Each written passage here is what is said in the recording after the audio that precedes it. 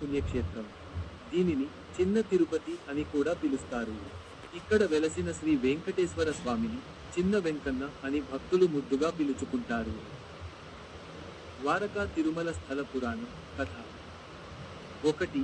ద్వారకుడు అనే ముని. ద్వారకుడు అనే బ్రాహ్మణ ముని స్వామివారి పరమ భక్తుడు.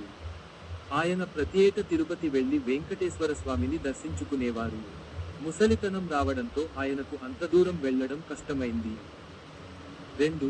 స్వామివారి స్వప్నం.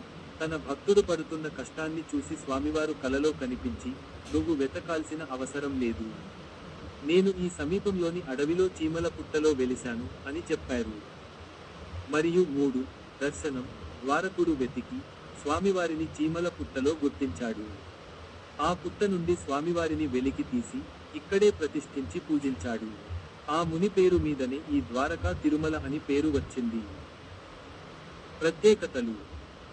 1. స్వయంభూమూర్తి. ఇక్కడ స్వామివారు స్వయంభూగా తనంతట తానుగా వెలిశారు. ఇక్కడి విగ్రహం చాలా అరుదుగా దక్షిణాభిముఖంగా ఉంటుంది.